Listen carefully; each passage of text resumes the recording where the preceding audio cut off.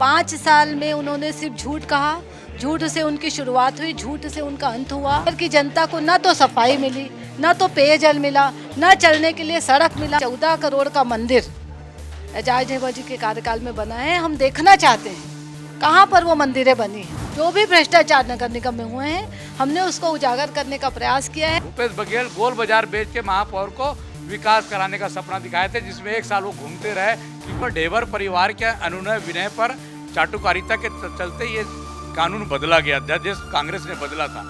आज से रायपुर नगर निगम में प्रशासक बैठ चुके हैं और आज भारतीय जनता पार्टी के वरिष्ठ पार्षद मृत्युंजय दुबे और नेता प्रतिपक्ष जो है मीनल चौबे, उन्होंने एक प्रेस कॉन्फ्रेंस लेकर जो पिछले 5 साल का एजाज ढेबर का जो कार्यकाल था उसका पूरा कच्चा चिट्ठा सौंपा। और उन्होंने कहा कि पिछले 5 साल में एजाज ढेबर ने ऐसा कोई भी काम नहीं किया है जिसको बताने लायक हो। और उन्होंने ये भी एक बहुत बड़ा गंभीर आरोप लगाया है कि कांग्रेस जो है पिछले 5 सालों में जो चुनाव हारी, जितने भी चुनाव हारी है, उसके लिए कहीं न कहीं मुख्य वजह एजाज ढेबर भी हैं।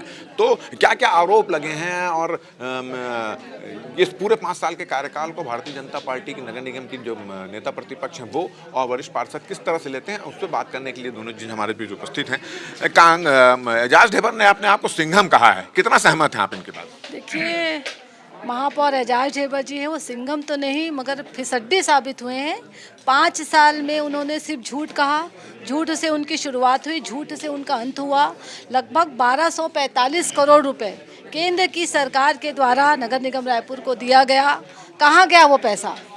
मेरे शहर की जनता को न तो सफाई मिली, न तो पेयजल मिला, न चलने के लिए सड़क मिला, न तो बिजली व्यवस्था सुचारू रूप से हो पाई। कुल मिलाकर ये सारे पैसे हैं वो भ्रष्टाचार की भेंट चढ़ गए हैं और महापौर अपने हाथ से स्वयं अपनी पीठ थपथपा रहे हैं।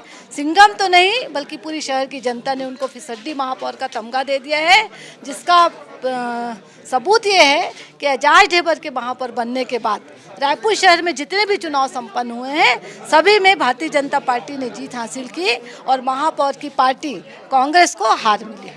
एजाज ढेबर का एक तकलीफ, एक व्यथा इनके सामने में आई है कि भारतीय जनता पार्टी ने उसने मुस्लिम होने का एक पूरा मुद्दा बनाया, जबकि उन्होंने दावा किया है कि उनके कार्यकाल में सर्वाधिक मंदिर बने। उसकी इनकी इस बात से कितने सहमत होते हैं? देखिए, मुझे भी मालूम पड़ा है कि माननीय महापौर जी ने कहा है कि 14 करोड़ का मंदिर एजाज ढेबर जी के कार्यकाल में बना है। हम देखना चाहते हैं कहाँ पर वो मंदिरें बनी हैं। एकमात्र मौली माता मंदिर के विषय में उन्होंने ड्राइंग डिज़ाइन के साथ प्रेस वार्ता लिया था, मगर आज उस मंदिर का अस्तित्व कहीं हमको नज़र नहीं आ रहा है। और मैं आपको बता दूं कि लगभग 12.5 करोड़ रुपए पूरे महापौर निधि, 5 वर्षों की महापौर निधि को भी लगा दें तो मात्र 12.5 करोड़ रुपए होता है। और रहा मंदिर बनाने का काम, तो ये धर्मस्व विभाग का कार्य होता है। नगर निगम में महापौर जी झूठ बोलते हैं, पहले भी उन्होंने तथ्यहीन बातें की है, बिना तथ्यों की वो बात करते हैं। 14 करोड़ रुपए की मंदिर की बात करते हैं। हम भी देखना चाहते हैं कि वो मंदिर कहाँ बनी है। महापौर झूठ बोलते हैं, नगर निगम के माध्यम से किसी भी मंदिर का निर्माण नहीं हुआ है। दूसरे विभाग की बातों को वो नगर निगम के माध्यम में ना करे, वही ठीक है। अभी आप लोगों ने 5 साल का कार्यकाल का कच्चा चिट्ठा पेश किया। उन्होंने आप बोला कि भ्रष्टाचार हुआ, काम नहीं हुआ, वादा खिलाफी हुई, झूठ बोल रहे हैं महापौर। मगर जो विपक्ष की भूमिका होना चाहिए था, नगर निगम के विपक्ष की भूमिका होना चाहिए, जो तेवर होना चाहिए, वो तेवर नजर नहीं आया। इसकी 2 वजह हो सकती है। या तो आप लोग चाहते थे कि नगर निगम में महापौर एजाज ढेबर बने रहे, आप लोगों को फायदा होते रहे, चुनाव आप लोग जीतते रहे। ये क्या वजह थी कि वो तेवर नगर निगम का नजर नहीं आया? देखिए, निम्न स्तर की राजनीति भारतीय जनता पार्टी नहीं करती और हम भी नहीं करते। जहाँ भी विपक्ष को एक सशक्त विपक्ष की भूमिका निभानी थी, हमने एक सशक्त विपक्ष की भूमिका निभाई है। जो भी भ्रष्टाचार नगर निगम में हुए हैं, हमने उसको उजागर करने का प्रयास किया है। महापौर हिंदू रहे, मुसलमान रहे, और मुझे ये लगता है कि महापौर जी को भी ये बातें बार बार नहीं कहनी चाहिए। आप कोई भी चोला पहनकर भ्रष्टाचार करोगे तो उसको उजागर करने का काम भारतीय जनता पार्टी ने किया है और आगे भी करेगी। हमारे साथ वरिष्ठ पार्षद मृत्युंजय दुबे जी भी यहाँ पे मौजूद है। आज उन्होंने एक डायलॉग मारा महापौर जी ने कल एक प्रेस कॉन्फ्रेंस में कि उन्हें तो अपनों ने लूटा, गैरों में कहाँ दम था। इसको लेकर क्या कहना है? कौन है उनके अपने? मैंने कहा ना कि महापौर अपने ही कांग्रेस पार्टी के बीच में गुटबाजी में घिरे हुए थे। वो नगर निगम को अकेला चलाना चाहते थे। नगर निगम के कांग्रेस पार्षदों को उन्होंने कभी साथ नहीं लिया। जो भी निर्णय किए, चाहे बूढ़ा तालाब का सौंदर्यीकरण का मामला हो, चाहे वो अपने वार्ड में विकास काम जो महापौर निधि का था विकास कार्य, सर्वाधिक विकास कार्य 12 करोड़ में से 4 करोड़ का विकास कार्य तो महापौर जी ने अपने वार्डों में करा लिया। तो महापौर निधि का पैसा भी वो कांग्रेसी पार्षदों को नहीं दे पाए। विकास के मामले में वो सड़क, बिजली, पानी के लिए कभी मुख्यमंत्री से पैसा नहीं ला पाए। तो जो कांग्रेस की अंदरूनी लड़ाई थी कि विकास के लिए अधो संरचना मत का पैसा आना चाहिए, सामान्य मत से सड़क, नाली, बिजली, पानी के विकास कार्य होना चाहिए, पार्षद जो भी होता है चाहे किसी भी दल का हो, तो कांग्रेस के जो पार्षद है वो महापौर से मांग करते थे कि उनके वार्डों में विकास काम शुरू हो। तो विकास काम कराने में सफल महापौर जो है उन्होंने कहा कि हमको तो अपनों ने लूटा तो गैरों में क्या दम थी।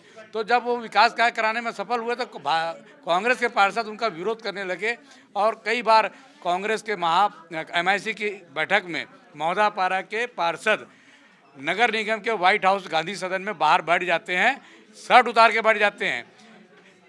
तो ये महापौर का विरोध था। आपके शर्मा जो जोन अध्यक्ष हैं आकाश शर्मा, वो बैठ जाते हैं नगर निगम में कचरा लाके डंप कर देते हैं महापौर के कार्यालय में कि मेरे यहाँ से कचरा नहीं उठ पा रहा है, मेरे यहाँ से मलबा नहीं उठ पा रहा है, एक ट्रैक्टर कचरा लाके डाल देते हैं। तो ये महापौर का अंदरूनी लड़ाई था। महापौर अपने पार्षदों को, कांग्रेसी पार्षदों को संतुष्ट नहीं कर पा रहे थे।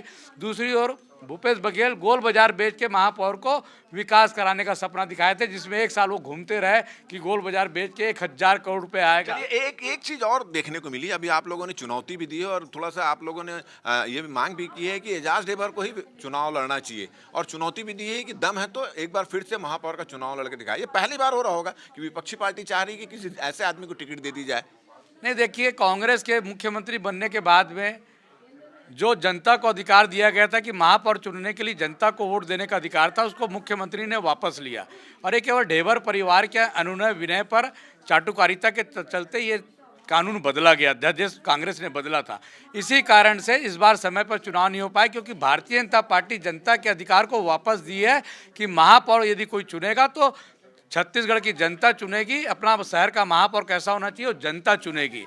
ऐसा नहीं कि कांग्रेस के महापौर ढेबर समान लाद दिया जाए, ऐसा नहीं। बात ये, सवाल ये है कि आप लोग चाहते हैं कि एजाज ढेबर फिर से चुनाव लड़े, क्योंकि आप लोगों ने चुनौती भी दी और चाह भी रहे हैं कि अगर वो लड़ ले तो फायदा होगा। मैंने यही कहा ना कि ये एजाज ढेबर अपने आप को सिंघम मानते हैं, विकास पुरुष मानते हैं कि उन्होंने मुख्यमंत्री भूपेश बघेल कांग्रेस के थे, कांग्रेस के मुख्यमंत्री, कांग्रेस के महापौर ने मिलकर रायपुर शहर का सर्वांगीण विकास किया है, बहुत सारी सड़कें बनाई है, बहुत सारे फ्लाईओवर बनाए हैं, जनता के टैक्सों को कम किया है, जनता के संपत्ति कर को बढ़ाया नहीं है, आधा किया है, लोगों को पर्याप्त पानी मिला है, गर्मियों में भी पानी मिला है, ठंडी में भी टैंकर नहीं चले हैं और सभी वार्डों में सड़कें बनी हैं। तो चुनाव लड़ ले और चुनाव लड़ ले तो दूध का दूध और पानी का पानी हो जाएगा। जनता विकास करने वाले महापौर को ही जिताती आई है, और चाहे वो सुनील सोनी जी हो, तरुण चटर्जी हो, चाहे कांग्रेस के महापौर हो। चलिए, तो ये थे भाजपा के वरिष्ठ पार्षद मृत्युंजय दुबे और नेता प्रतिपक्ष मीनल चौबे, और उन्होंने कहा कि महापौर एजाज ढेबर जो अपने आप को सिंघम बोल रहे हैं वो सिंघम नहीं है, फिसड्डी है। और उन्होंने तो ये भी कहा कि भारतीय जनता पार्टी के लिए काफ़ी अच्छा होगा कि वो एक बार फिर से महापौर का चुनाव लड़े, और उन्होंने तो चुनौती भी दी है कि एजाज ढेबर अगर दम है तो एक बार फिर से महापौर का चुनाव लड़कर दिखाएं। हमारा ये वीडियो, हमारी ये बातचीत अगर आपको अच्छी लगी तो ज़्यादा से ज़्यादा इसको शेयर करें, सब्सक्राइब करें, अपने सुझाव हमको देना ना भूलें, और मुझे और मेरे कैमरामैन लखन शर्मा को दे इजाज़त। नमस्कार।